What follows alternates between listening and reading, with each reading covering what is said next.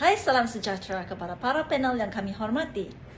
Kami, ME Innovator dari IPG Kampus Tawau ingin mempersembahkan projek inovasi kami yang bertajuk Pembaris Optik atau dalam bahasa Inggerisnya 3-in-1 Optical Ruler. Baiklah, dalam pembentangan ini kami akan membentangkan 6 perkara. Yang pertama, pendahuluan. Yang kedua, penyataan masalah dan novelty. Ketiga, bahan dan kaedah inovasi. Tahap pelaksanaan. Ketiga, keempat, praktikal dan kebolehgunaan. Kelima, impak inovasi. Dan keenam, perluasan. Keberhasilan proses PDP dapat dilakukan seandainya guru bijak memilih BBM yang sesuai seperti benda maujud yang boleh sentuh dan dipegang kerana ia melibatkan murid secara langsung dalam proses PDP. Sejajar dengan matlamat PPPM bab 4 iaitu memperhebat sokongan guru bagi memastikan kurikulum bertulis diterjemah dengan betul dalam pengajaran di dalam bilik darjah melalui bahan pengajaran yang lebih baik. Objektif produk inovasi yang kami hasilkan ialah untuk menentukan ciri-ciri imej bagi cermin cekung dan cermin cembung, seterusnya menentukan ciri-ciri imej bagi kanta cembung dan kanta cekung, yang juga boleh digunakan dalam eksperimen cahaya sebagai alat radas dan akhir sekali boleh dijadikan pembaris untuk melukis garis sinar. Seterusnya, penyataan masalah dan novelty. 83% daripada pelajar PISMP Sains IPG Kampus Tawau hanya menghafal untuk memperolehi grade yang bagus dalam peperiksaan SPM, di mana pelajar hanya menghafal ciri-ciri imej bagi semua kedudukan objek dalam kanta. Lakaran yang dilukis tidak tepat menyukarkan pelajar menentukan ciri imej.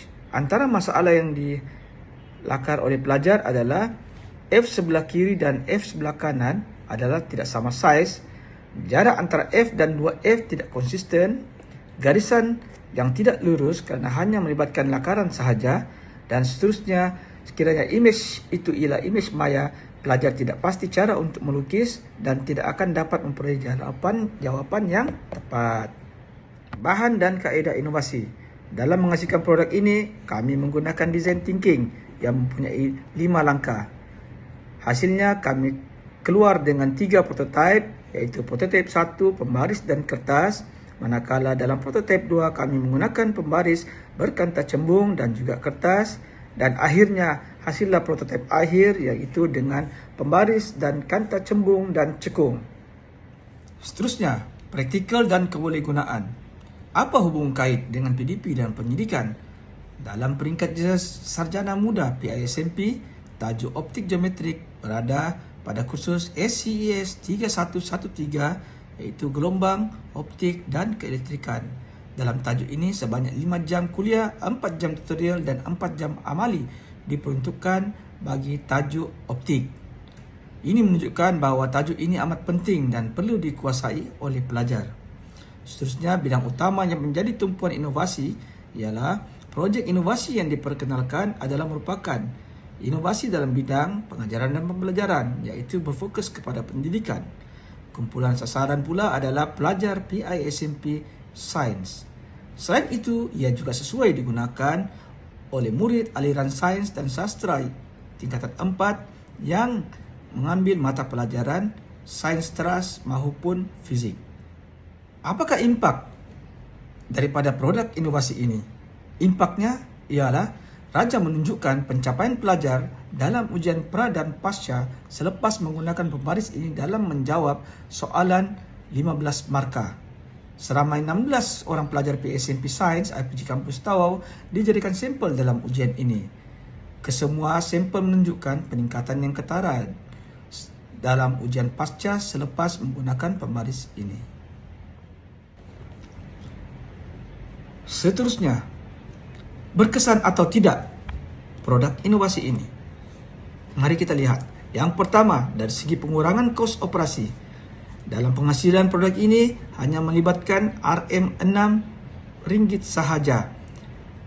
Manakala dalam penyebatan masa, pelajar dapat menyematkan masa untuk menentukan ciri-ciri imej dan tidak perlu membuat lakaran. Selain itu, amali juga boleh dilaksanakan dalam kelas, lengkap dengan kanta cembung dan kanta cekung.